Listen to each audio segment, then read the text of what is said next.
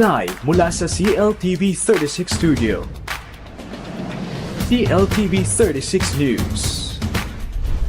Maya Pabengi, Pampanga, magandang gabi, Central Luzon. Ako po si JM De Jesus at oras na para sa mga may init na balitang Central Luzon ngayong Biyernes, June 13. Landfill ng Ecoprotect sa Porac, Pampanga, ipani-inspeksyon ni Governor Pineda. Vloggers at online influencers, saklaw na rin ang body cam use guidelines ng NPC. Pagiging tahimik ng lalaki, hindi sukatan ng katatagan ayon sa isang eksperto. At fanside Ningnangan, mag-iihaw na sa Friendship Highway, Angeles City. Naniniwala si Pampanga Governor Dennis Pineda na mahalagang papel ng mga landfills sa usapin ng waste management, pero dapat aniyang tiyakin na sumusunod ang mga operator nito sa itinatakda ng batas. Kaugnay nito, inatasan na ng gobernador ang pag-iinspeksyon ng landfill sa bayan ng Porac. Magbabalita si Jody Dizon Mercado. Ipinag-utos si Governor Dennis Delta Pineda sa mga ahensya ng pamahalaan na inspeksyonin ang pasilidad ng Eco-Protect Management Corporation sa Barangay Mancatsan, Porac, Pampanga. Ito'y makarang matuklasan ang 15 truck na may lamang basura at hospital waste sa nasabing landfill nitong Miyerkules, June 11. June 10, araw ng Martes na maglabas sa memorandum ang tanggapan ng punong lalawigan na suspindihin ng hauling pass ibinigay sa mga truck galing Bulacan na naghahatid ng basura sa naturang sanitary landfill. Ang Ecoprotect naman po, may permit po yan from the national government. So kahapon nag-asa ko ng joint inspection with the DNR, provincial government, and the LGU Porac, pati ang mga MHO, provincial health office, to check kung talagang natutupad yung mga kasunduan dun sa Ecoprotect. So naghihintay na lang po kami ng report yan coming from the DNR kung ano yung nangyari. Yun ang pinakabiling-biling ko na dapat talaga ang DNR make sure na talagang sumusunod sila dun sa mga binigay na kasunduan ng batas. Kung ano man ho yung mga dapat na mga equipment, etc., system na dapat implement dun sa sanitary landfill. Dapat lagi ho nakatutok ang DNR. Paliwanag ng gobernador, hinarang ang mga truck dahil hindi tugma ang nakasaad sa kanilang hauling pass at kargamentong dala-dala. Yung mga ibang trucks po kasi na naharang kahapon, may mga hauling pass po, pero ang hauling pass po nila is for sand and gravel. Nagtataka lang ho kami is bakit basura ho yung dala nila na dinadala nila sa Ecoprotect. So may violation pa rin ho dun sa pass na inisyo po ng provincial government. Yun ho yung tinutukan namin kahapon. Sinigurado po na walang violation po dun sa laman ng mga basura. Ani Pineda, dapat magkaroon ng marka ang mga truck para madali silang ma-identify. Pinag-aaralan na rin umano ang iba pang paghihigpit na gagawin. I-identify na rin yung specific area na pwede lang nilang daanan para hindi ho na-istorbo yung mga kababayan natin na bibigla na lang, biglang may dadaan na mabahon truck, or i-specify na ho natin kung saan area lang sila po pwedeng dumaan. Batid naman ni Pineda na mahalaga ang papel ng mga landfill sa usapin ng waste management, pero dapat anyang tiyakin na sumusunod ang mga operator nito sa itinatakda ng batas. Doon ho kasi sa permit ng mga sanitary landfill dyan na in-approve ng DNR na national government. So good thing may mga investor tayo sa probinsya, pero siguro ano na lang natin, ililimit na lang ho natin yung regarding sa pagpasok ng basura sa probinsya. Pero dapat nasa maayos na sistema, malinis at maayos na sistema na approve ng batas. Ipinag-utos na rin na umano ni Pineda sa pamunuan ng Ecoprotect ang pagsasagawa ng inspeksyon sa mga papasok na truck sa kanilang pasilidad. Isang na-require ko ngayon sa kanila, yung bigla ang random check sa mga truck na papasok. Na kung ilang trucks siyang papasok within a day, magra-random check ang provincial government, ang regional government, ang DNR with the LGU, to check yung mga truck nang wala talagang violation doon sa mga dala nilang basura. Baka mamaya mga infectious waste meron dyan. Kaso po yan. Hindi ho dapat dyan dinadam yan at nakahiwalay ho dapat na truck yan. Samantala, magtatagal na ng 15 days ang temporary suspension ng mga hauling pass ng mga truck galing Bulacan habang ginagawa ang investigasyon at pagreresolba sa naturang usapin. Nauna nang sinabi ng Eco Protect Management Corporation na sumusunod sila sa environmental laws at nananatiling maayos at kontrolado ang kanilang operasyon. Aktibo rin umano silang nakipagtulungan sa isinasagawang investigasyon sa reklamo ng mga taga-barangay Mangkatyan sa mababahong truck na dumaraan sa lugar. Ako si Jody Dizon Mercado para sa CLTV 36 News. Determinado raw si Mayor Vilma Caluwag na higitan ang mga nagawa at nasimulan niya sa kanyang unang termino sa pamamagitan ng mas pinalawak na programa para sa mga Fernandino. Kabilang narito ang serbisyong medikal sa mga barangay at mas maraming oportunidad sa trabaho. Magbabalita si MC Galang. More to come at best effort. Yan ang pangakong binitawan ni re-elected Mayor Vilma Caluwag sa mga Fernandino sa pagpasok ng kanyang ikalawang termino. Sa first 100 days, tututukan raw ng kanyang administrasyon ang mas pinaigting na programa sa kalusugan at hanap buhay. Same as usual lang naman kasi yung nag-perform naman tayo noong 2022, yung first term natin. So ngayon, abangan po nila yung first 100 days naman ng ating second term. Siyempre, kailangan mabit natin yung first term natin kung ano yung ginawa natin. Dapat Bahagi ng kanilang inisyatiba ay ilapit ang serbisyong medikal sa mga barangay sa pamamagitan ng mobile clinic at mobile pharmacy. Nakapag-groundbreaking na tayo sa City Hospital ng syudad. At sa 100 days natin, makikita nyo na umiikot ang ating mobile clinic at mobile pharmacy para hindi na pumupunta sa mga health centers or sa C3, yung mga senior citizens natin. Tayo na ang magbabarangay para kuhanin na lang nila dun sa mobile pharmacy natin yung kanilang mga maintenance. Binigyang diin rin niya ang kahalagahan ng trabaho bilang pundasyon ng maunlad at payapang komunidad. Kaugnay nito, layunin ng kanyang administrasyon na makapaghatid ng mas maraming oportunidad para sa mga Fernandino na walang hanap buhay. Kasi kailangan mabigyan lahat natin ng trabaho, ang bawat Fernandinong nangangailangan ng trabaho. Kasi pag nabigyan natin sila ng pangkabuhayan trabaho, wala nang mahirap. Wala nang magugutom. At pag wala nang mahirap at wala nang nagugutom, wala nang magnanakaw. So magiging payapa tayo dito sa siyudad ng San Fernando. Samantala, dahil sa pagkapanalo ng buong partido ni Caluwag nitong midterm elections, umaasa ang pamahalaang lungsod na mas mapapabilis ang implementasyon ng mga programang may direktang benepisyo sa mamamayan. Dapat mas higitan pa natin ngayon, ngayong second term natin, lalo na kasangga natin lahat. MC Galang, CLTV 36 News.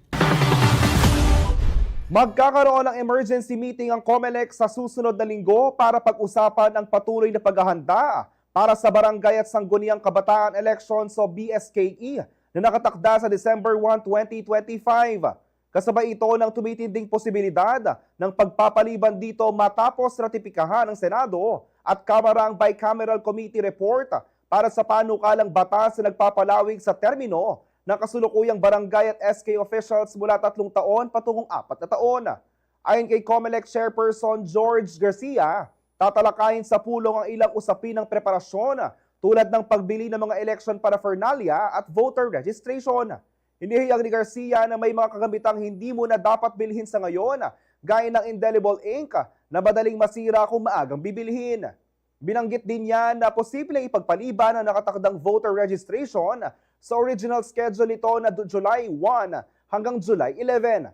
Gayon din ang muling pagsusuri ng poll body sa inilaang pondo para sa botohan upang matukoy kung aling bahagi ang kailangang ihinto pansamantala. Nilinaw rin ni Garcia na hindi makikialam ang COMELEC sa usapin na ay isang political decision. Bukod dito, maghihintay rin sila ng final decision mula kay Pangulong Ferdinand Marcos Jr. kung lalagdaan ang panukalang batas upang maging ganap na batas o i-veto at ibalik sa Senado. Gayunpaman, susunod naman umano ang komisyon sa mapagkakasunduan at mananatili silang nakahanda anuman ang kahinatnan ng proseso. Humigit kumulang 8,027,400 pesos na halaga ng hinihinalang shabu ang nakumpiska sa 4 na high-value individuals matapos na magkakahiwalay na operasyon ng Police Regional Office 3 sa Bataan at Angeles City, Pampanga. Naunang nahuli sa ikinasang buy-bust operation ng Station Drug Enforcement Unit ng Dinulupihan Municipal Police Station si alias Melmel nang bentahan ng isang medium-sized plastic sachet nang umunoy shabu ang poser buyer ng barangay o sa barangay San Benito, Dinulupihan, Bataan nitong Martes, June 10. Nakuha mula sa sospek ang droga na may kabuuang 180.5 grams at tinatayang nagkakahalaga ng 1,227,400 pesos. Samantala, timbog ang HVI na si alias Jamil kasamang dalawa pa na sina alias Roel at Arnold na pawang mga residente ng Sitio Saudi, Barangay Malabañas, Angeles City kasunod ng drug bust sa lugar itong Miyerkules, June 11. Nakumpiska mula sa mga sospek ang 2 plastic bag at isang malaking ziplock bag ng shabu na may timbang na 1,000 grams at posibleng umabot ng mahigit 6.8 million pesos batay sa standard drug price. Kasalukuyan nang nasa kustodiya ng pulisya ang mga sospek na mahaharap sa kasong paglabag sa Republic Act 9165 o ang Comprehensive Dangerous Drugs Act of 2002. Manatiling nakatutok para sa iba pang mga balita ngayong araw.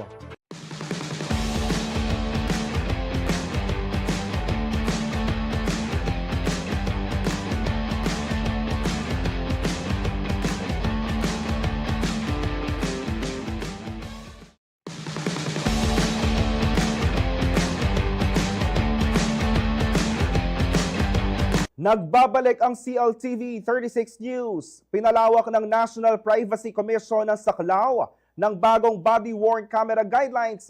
Bukod sa mga otoridad, kasali na rin ang mga vlogger o content creators sa mga kailangang sumunod sa itinakdang panuntunan. Ang buong detalye ihahatid ni Raymond Tasoy. Kasabay ng pagdami ng mga gumagamit ng body-worn camera sa mga pampublikong lugar, nagbabala ang National Privacy Commission o NPC laban sa panganib ng hindi otorisadong pagkuha at paggamit ng personal data mula sa mga video recording. Kaugnay nito, naglabas ng bagong panuntunan ng NPC upang tiyakin ang proteksyon ng personal na datos ng mamamayan. Sa bisa ng NPC Circular 2025-01 na epektibo nitong Martes, June 10, isinaad ng ahensya ang malinaw na hangganan sa pagitan ng seguridad at karapatan ng publiko. Ayon kay NPC Commissioner John Henry Naga, habang mahalaga ang transparency, hindi ito dapat humantong sa tahasang paglabag sa data privacy ng sinuman. Tinukoy sa guidelines na anumang video recording na nagpapakita ng pagkakakilala ng isang tao sa public o private place man ay tinuturing ng pagproseso ng personal data. Dahil dito, hindi lamang law enforcement officers ang may pananagutan, kundi pati na rin ang mga vlogger at content creators. Mariing itinakda ng circular ang mga obligasyon ng mga gumagamit ng body cam. Una, dapat may sapat na paliwanag sa mga kinukunan ng video. Pangalawa, malinaw na paalala kung saan ilalathala o ilalabas. At panghuli, mabilis na pagtugon sa hiling ng featured individuals na nais ipabura o itago ang kanilang identity. Binigyang diin ng NPC na dapat gamitin ng sino man ang teknolohiya ng responsable at may paggalang sa karapatang pantao. Ang sino mang lalabag ay maaaring managot sa Implementing Rules and Regulations o IRR ng Data Privacy Act of 2012 at iba pang kaugnay na kautusan mula sa NPC. Raymond Tasoy, CLTV 36 News. Opisyal lang inilunsad ng Department of Information and Communications Technology o DICT ang 61 libreng Wi-Fi sites sa lalawigan ng Aurora. Bahagi ito ng kanilang Public Internet Access Program Satellite Access for Frontline Efforts o SAFE na naglalayong palawakin ang internet connectivity sa mga liblib at mahihirap maabot na lugar ng bansa. Gamit ang mga makabagong teknolohiya tulad ng Starlink satellite units, uninterruptible power supply o UPS at solar charging systems, tiniyak ng DICT ang tuloy-tuloy at maaasahang internet connection kahit sa mga barangay na walang regular na access sa kuryente at telecommunications. Ayon sa ahensya, kalakip ng proyekto ang pagsasanay para sa mga itinalagang site coordinator sa bawat Wi-Fi location.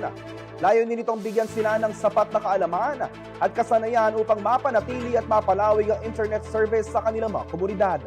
Daan-daang Kapampangan job seekers ang dumagsa sa Kalayaan Job Fair sa SM City, Talabastaga nitong Huwebes, June 12 bilang bahagi ng pagdiriwang ng 127th Philippine Independence Day. Pinangunahan ng Department of Labor and Employment o DOLE Region 3, City Public Employment Services Office o CIPESO at SM Super Bowl sa naturang job fair sa suporta ni CSFP Mayor Vilma Caluag. Samantala, bukod sa job matching, namahagi rin ang DOLE ng tulong para sa mga benepisyaryo ng tulong paghanap buhay sa ating disadvantaged o displaced workers o TUPAD program. Arestado ang isang high-value individual o HVI sa buy-bus operation sa Barangay Linasin, San Marcelino, Zambales nitong Huwebes, June 12. Pinangunahan ng Zambales Police Provincial Drug Enforcement Unit ang operasyon, katuwang ang Philippine Drug Enforcement Agency o PDEA at San Marcelino MTS. Nasamsam sa sospek ang tinatayang 755 grams ang hinihinalang shabu na may standard drug price na mahigit 5 milyon. Kasalukuyan ng nakakulong ang sospek at nahaharap sa kasong paglabag sa Republic Act 9165 o ang Comprehensive Dangerous Drugs Act of 2002. Manatiling nakatutok para sa iba pang mga balita ngayong araw.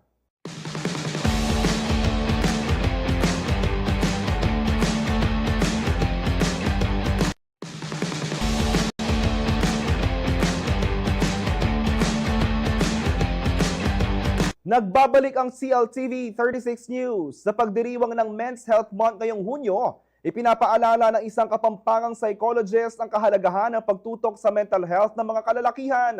Sa kabila kasi ng modernong panahon, nananatili umunong balakid ang kulturang magtimpi at manahimik na lang o di kaya naman ay magtiis at magpakatatag kahit labis na ang dinadala. Alamin natin ang buong detalye mula kay Lizen Morten. Isang veteranong video journalist si Rodolfo Abejero. Sanay raw siyang humarap sa tensyon at trahedya ng mga balita.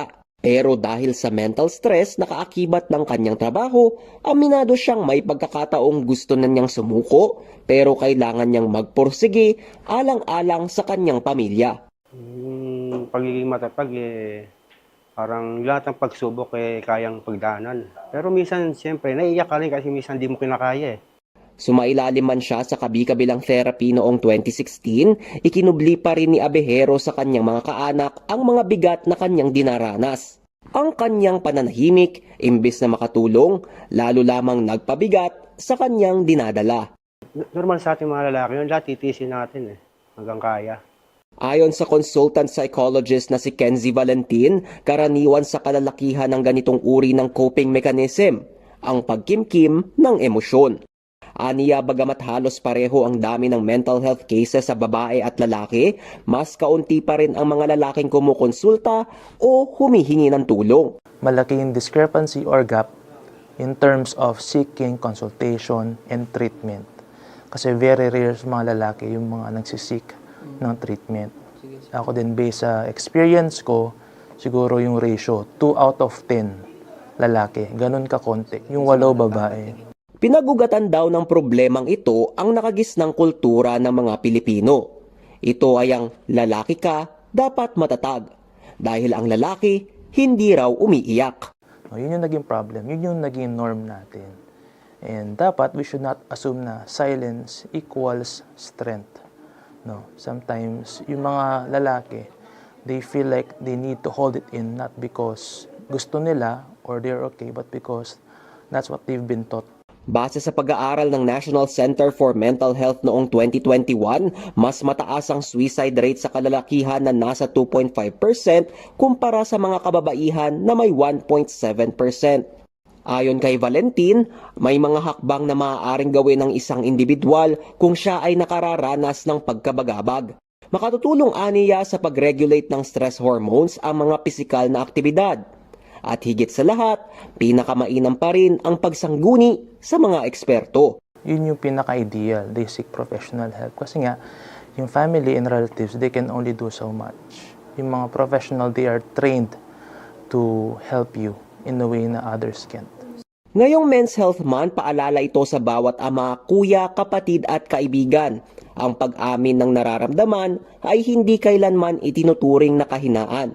Sa kaso ni Abejero, ang pagkakaroon ng taong mapagkakatiwalaan ay naging sandigan niya sa pagbangon. May kausap ka. Kasi pagka may ganong karamdaman ka, hindi pwede nag-iisa ka eh. Kasi lalo siyang lumalala. Muli, paalala ng mga eksperto, ang paglalahad ng saloobin ay hindi isang kahihiyan. Bagkus, patunay ito ng katatagan at malasakit sa sariling kalusugan. Lizen Morten, CLTV 36 News. Glowing ang mga pambato ng Central Luzon sa Binibining Pilipinas 2025 sa ginanap na Grand Parade of Beauties itong June 8. Suot ang vibrant orange na swimsuit at floral headdresses, nagsilbing runway ng 36 na kandidata at 4 na reigning queens sa Araneta City Grounds sa Quezon City. Kasama sa mga nagpamalas ng Grace and Beauty sina Leah Patricia Santiago ng Bulacan, Cyril Rain Lulod ng City of San Fernando, Pampanga, Maria Alexandra Mata ng Tarlac Province, Joanne Marie Thornley ng Pampanga, Patricia Layog ng Bataan at Alisa Marie Jeronimo ng Nueva Ecija. Parte rin ng parada ang mga nagwaging beauty queen noong nakaraang taon na sina Binibining Pilipinas Globe Jasmine Bongay at Binibining Pilipinas International Mirna Esguera na parehong may dugong Kapampangan. Nariyan din si Binibining Pilipinas 2024 First Runner-Up Crystal Jean de la Cruz na mula naman sa Zambales. Nakatakdang ganapin ang Coronation Night ang 61st Binibining Pilipinas sa Araneta Coliseum sa darating na linggo, June 15. Binigyang linaw ng Congressman-elect mula sa Akbayan Portales na si Attorney Shel Jokno ang legal na proseso ng impeachment at kung paano ito dapat harapin sa pag-upo ng 20th Congress. Iginiit niyang dapat manaigang saligang batas, gayon din ang prinsipyo ng pananagutan sa pamahalaan. Naritong report ni MC Galang. Sa gitna ng mainit na diskurso hinggil sa impeachment case laban kay Vice President Sara Duterte, naninindigan si Akbayan Party List Congressman-elect Attorney Shel Jokno na kailangan igalang ang konstitusyon at panagutin ang sinumang lumabag dito anuman ang kanilang posisyon. Sa panayam ng CLTV 36 News kay Jokno, iginiit niya na malinaw sa saligang batas kung ano ang dapat mangyari kapag umabot na sa Senado ang impeachment case. Ang ating konstitusyon ay hindi lang po papel yan. Yan ay utos ng buong Pilipinas sa lahat ng mga nasa gobyerno at sa ating lahat. At ang nakalagay sa ating konstitusyon ay pag dumating sa Senado, yung verified complaint, ay ituturing na siya ng articles of impeachment at agad-agad dapat i-trial na. Binigyang diin niya rin na ang kahalagahan ng impeachment process dahil ito ang nagbibigay daan para siyasatin at panagutin ang opisyal ng pamahalaan na lumabag sa batas o sa kanyang tungkulin bilang tagapaglingkod ng bayan. At huwag sana natin kakalimutan na ang pinakalayunin ng isang impeachment case ay malaman kung dapat may pananagutan yung pinakamatataas na opisyal ng ating pamahalaan. Kaugnay nito, nilinaw rin ni Jokno na ang pagbubukas ng 20th Congress ay hindi dahilan para mawalan ng bisa ang impeachment case. Dahil nasa Senado na ito, itinuturing na itong opisyal na kaso na dapat ipagpatuloy gaya ng iba pang mga paglilitis sa korte. Kahit na magpalit pa naman ng Kongreso ay dapat itutuloy ang impeachment case dahil naiahin na yan, nasa Senado na po siya. Kahit na yung iba nagsasabi na kung mawawala na daw yung impeachment court pag dumating ang 20th Congress. Hindi po totoo yun. Kasi na-convene na siya ngayon. Tulad ng ibang mga korte, kahit na mapalitan ng mga wes o mahistrado, ay tuloy pa rin yung paglilitis ng kaso. MC Galang, CLTV 36 News. Dalawa ang nasawi habang ilan naman ang sugutan sa banggaan ng modern jeepney at isang L300 LPG delivery van sa barangay San Isidro, Paniki, Tarlac nitong Huwebes, June 12. Ayon sa ulat ng MDRMO Paniki, parehong residente ng barangay San Isidro ang naswing driver at pasahero ng delivery van. Kinailangan pang gumamit ng rescuer ng hydraulic rescue cutter upang maalis ang dalawa sa nawasak na sasakyan. Samantala, nagtamo naman ng galos, gasgas at minor injuries ang mga pasahero ng jeep at agad na dinala sa Rayos Valentin Hospital para sa agarang gamutan. Manatiling nakatutok para sa iba pang mga balita ngayong araw.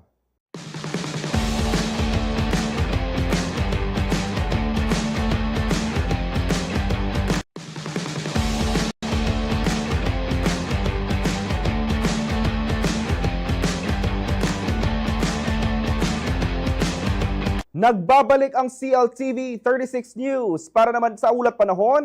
Panoorin natin ang report na ito.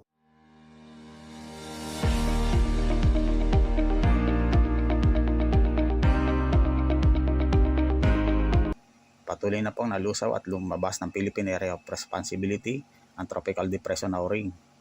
Kaya saan po natin ang patuloy na pagganda ng panahon sa malaking bahagi ng ating bansa. Habagat ang patuloy na mararanasan sa Batanes, Babuyan Island, kasama po ang Ilocos Norte na magdadala ng pag-ulan, pagkidlat at pagkulog. Samantala, Intertropical Convergence Zone po ang patuloy na kaapekto sa Mindanao at Eastern Visayas na makakaranas ng mga pag-ulan, pagkidlat at pagkulog. Kaya pag-iingat sa banta ng pagbaha at pagguho ng lupa dahil sa katamtaman at minsan ay malalakas na mga pag-ulan. Samantala, ang Metro Manila, Central Luzon at nalalabing bahagi ng ating bansa ay asahan natin ng bagyang maulap na napapawirin na may mga tsansa ng mga pag-ulan, pagkidlat at pagkulog sa bandang hapon o sa gabi. Dulot naman po ng localized thunderstorm. Ito po ang pinaka-latest mula dito sa Pag-asa.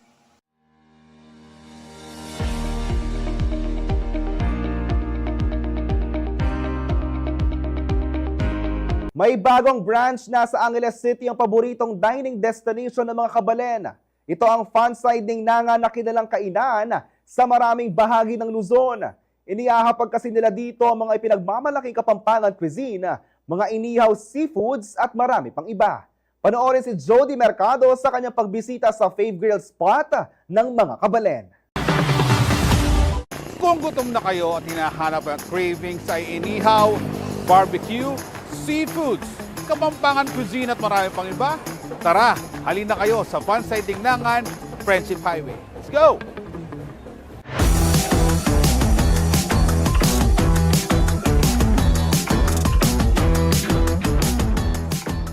Pwedeng-pwede ka nang mag-dine-in o take-out dahil binuksan na ang newest branch ng sikat na Kapampangan Grill Restaurant sa Friendship Highway, Barangay Kutkut, Angeles City nitong Biyernes, June 13. Hindi ka mabibitin sa menu dahil iba't ibang pagkain ang pwedeng orderin dito. Mula ihaw-ihaw na pork chicken barbecue, seafoods, gulay, pagkain Kapampangan, meron sila niyan. Sa kanilang grand opening, ipinabindisyon ng buong lugar na sinundan ng tradisyonal na coin toss na siya namang pinagkaguluhan. Ayon kay Architect Jong Nagit, franchisor ng Funside Ningnangan, umabot na sa 22 branches ang naturang restaurant sa Luzon. Actually, meron na ho kami sa bandang north. Yung pong uling binuksan namin is Rosario, La Union. And kakabukas din namin last month yung Lipa, Batangas branch namin, which is franchise store din. Po natin, pagkalutong Kapampangan, certified manyaman at dahil nga tayo yung culinary capital ng Pilipinas, proud na proud kami at nasishare namin sa iba-ibang lugar ang pagkain pang Kapampangan. Ibinahagi naman ng part owner ng franchise na si Jacob Tungul ang dahilan kung bakit sa nasabing lugar itinayo ang kainan na binabalik-balikan ng mga kabalen. Nakita ni Dad itong place na to have Ningnangan, which is a representation of Kapampangan cuisine in this food district in Friendship, which nakita po natin different cuisines, Japanese, Italian, meron pong Korean, di ba? Dito yung Korean. So, to represent that Kapampangan cuisine, which is Ningnangan, it's a pleasure and excited po tayo lahat para i-represent yun. May malalim na dahilan rin daw kung bakit Biyernes, June 13, ginanap ang kanilang grand opening. Atin yung halagang kahit yung puso huling at anak ko meron segot ka ng asawa ko. Ngayon po lahat is tama ka lang rin kayo nga rin po. 60 years old po sana kanya. Yung aming asawa daw. Hanggang tala po kaya, pero sila po kayo talaga. Dahil po salamat king management na ning pansay tingnan kay Francisco, Mayor Nagit, Ma'am Lee, dahil po salamat mga ginate. Sir Jong, Architect Jong, dahil salamat king pong karelang project manager, compared di, ang po po ginawa ni Balbas, dahil po salamat. Dagdag pa ni Tungol, matagal na niyang paborito ang Fanside Restaurant. Sa katunayan, second franchise na nila ang Friendship Highway Branch. Wala pa sa din kasi panay akong kumakain sa Fanside Ninangan. Pinagtatawanan nga ako ng mga anak ko dahil nga panay ako almost every week or twice a week kumakain ako sa Fanside. Kaya alam ko na masarap yung luto nila. Kaya ganun, kaya nag-franchise ako. Kahit sila nasasarapan din sa luto ng Fanside. Yung dalawa kong anak, ang paborito na dito yung chicharong bulaklak, ganun. Si Miss naman yung pusit na sisling pusit. Ganun. Ako marami, yung pork barbecue nila, yun ang gusto ko, tsaka yung lutong kamatis na tahong. Yun ang paborito ko, yung sabaw. Ang mga unang customer ng resto, busog-lusog sa iba't ibang putahe na hindi papatalo sa international flavors. Yung bulalo nila, number 1. Pangalawa, sisig. Yung mga seafoods nila, masasarap. At saka yung barbecue. At saka,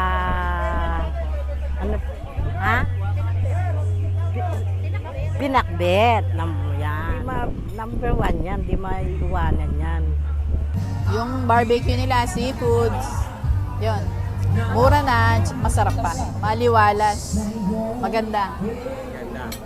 Presko. Oo, hindi maiiwan ng Filipino cuisine. Manyaman. Yung sisig bangus po nila, favorite ko po yan. Tayong mga Kapampangan, mahilig sa mga hingnangan, di ba? At ang nanangnang adapin. So, masarap pa pang Pilipino talaga yung nila. The best po talaga yung Kapampangan food. Parang piyesta o handa ng datingan. Kaya kung hanap mo ay masarap na Kapampangan dishes at ihaw-ihaw na panalo sa lasa, bisitahin na ang Fanside Dinangan sa Friendship Highway. Masarap yung pagkain nila. Yung kapag kasi pumunta ka dito, yung parang family yung dating eh. Yung magkakabarkada. Ikay pong taga Angeles, ako pa rin karatig cook, Kim Porak. Munta ko po Kim Fanside Friendship. Manyaman po kayo. Sabi natin po, basta Fanside Dinangan certified manyaman. Ako si Jody Dizon Mercado para sa CLTV 36 News. Mas pino, mas agresibo at mas premium. Handa ka na bang sumakay sa King of the Open Road? Kilalanin ang bagong Harley-Davidson CVO Road Glide, isang powerhouse sa performance at forma na siguradong mapapalingon sa bawat makakakita. At good news riders, available na ito sa Laos Auto Group. Kaya hindi mo na kailangan lumayo pa para maranasan ang Harley-Davidson lifestyle. Alamin natin ang mga top-tier features ng CVO Road Glide at kung bakit ito ang ultimate choice para sa mga seryosong rider na hanap ay power, style at comfort na iisang makina.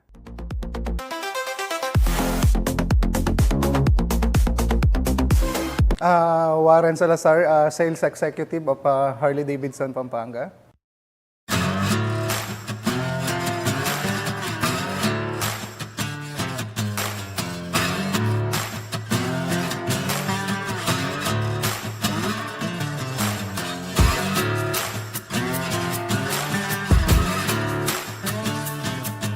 Bali ma'am, ito isa sa premium bikes ni Harley-Davidson. Ito yung 2024 CVO Road Glide. So 121 converted to CC. This is 1,977 cc motorcycle. So one of the premium bike of Harley-Davidson kasi lahat ng nakakabit dito mga pili. Kumbaga yun yung mga magagandang klase na accessories and parts ni Harley-Davidson. So, makikita nyo dito, meron siyang infotainment na tinatawag. So, makikita natin dito sa bike na to, meron siyang TFT screen and meron na rin tong mga speakers. So yung speakers neto, exclusive kay Harley, Rockford Postgate brand, na kay Harley mo lang makikita. So ano din siya, waterproof. Itong gantong bike, kasama siya sa category ng Grand American Touring. So in terms of comfort pagdating sa mga long ride, maganda siya. Makikita nyo rin, meron siyang mga bugs. So very comfortable siya gamitin kapag may mga overnight rides tayo, mga long ride. So actually, ang Harley Davidson mas unang nakilala sa mga ganitong klase ng bike, kung mapapansin ninyo or kung alam ninyo, pag sinabing Harley Davidson, isa tong itsura na to sa pinaka-iconic bikes ng Harley. So ito yung isa sa pinagmamalaki ng kumpanya ng Harley Davidson, yung mga Grand American Touring bikes.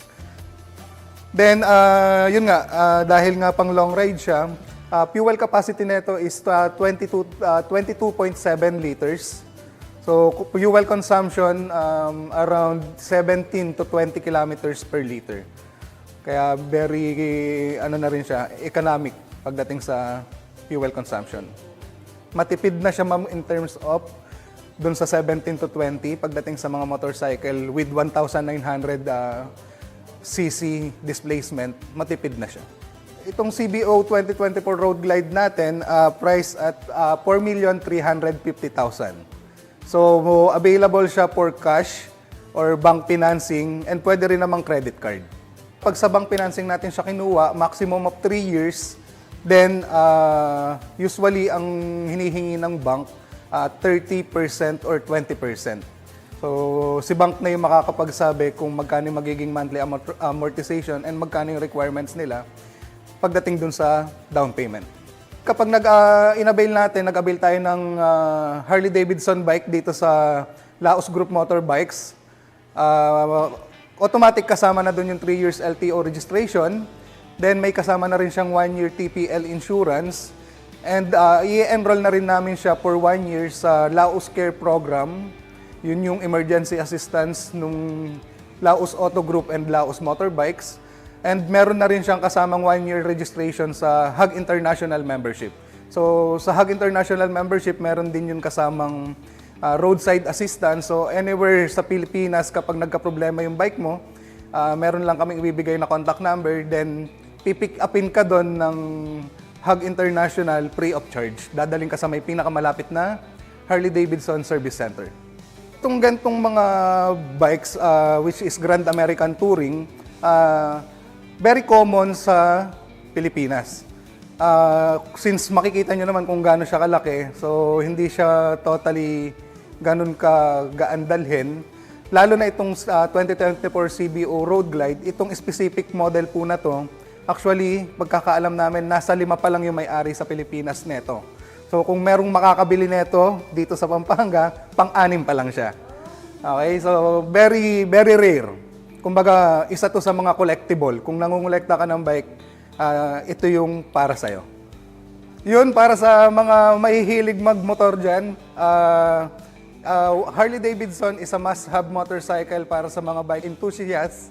So, pasyal po kayo dito sa Laos Group Complex para makita ninyo yung mga available bikes namin dito sa Harley Davidson of Pampanga. And makita nyo rin kung ano ang pinag-uusapan natin na 2024 CBO Road Glide. Kaya tara, pasyal kayo.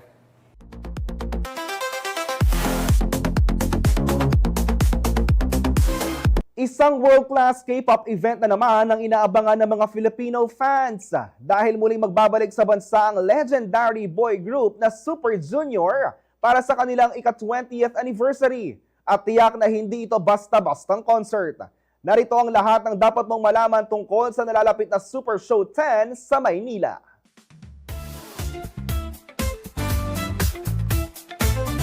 Confirmed na ang pagbabalik ng Super Junior sa Pilipinas para sa kanilang 20th Anniversary World Tour na pinamagatang Super Show 10. Gaganapin ang kanilang much-awaited concert sa October 4, 2025 sa SM Mall of Asia Arena. Inanunsyo ng grupo sa kanilang official Instagram account na kabilang ang Manila sa mga stops ng kanilang tour na magsisimula sa August 23 sa Seoul, South Korea. Kabilang din sa listahan ng ilang bansa tulad ng Singapore, Hong Kong at ilang parte ng Latin America. Bilang bahagi ng kanilang 2 dekadang pananatili sa industriya, nakatakda rin silang maglabas ng kanilang ika-12 studio album, ang Super Junior 25, sa darating na July 8, 2025. Inaasahang magdadala ito ng bagong musika, ngunit may halong klasikong Super Junior style na minahal ng fans sa buong mundo. Ang grupong binubuo ng mga second-generation K-pop idols ay kilala sa kanilang hit songs na Sorry Sorry, Mamacita at Black Suit.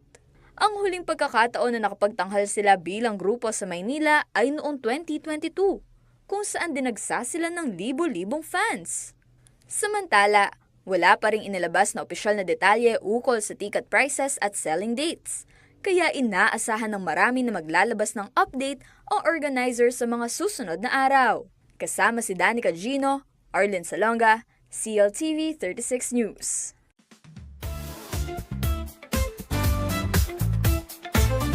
At yan ang mga balitang nakalap ng CLTV 36 News. Para sa karagdagang detalye, maaari niyong i-follow ang aming social media pages. Sa Facebook, CLTV 36 Official, CLTV 36 News. Sa Twitter o X, CLTV 36. At sa Instagram, CLTV 36 Official. Kung nais niyong balikan ang mga programa ng CLTV, pwede niyong bisitahin ang aming YouTube channel, CLTV 36 Official, at ang aming website, www.cltv36.tv. Mapapanood din ang mga programa ng CLTV nationwide via Signal Channel 115 at sa ating 38 cable partners. Kasama ang buong pwersa ng CLTV News and Current Affairs, ako po si JM De Jesus. Maraming salamat and happy weekend!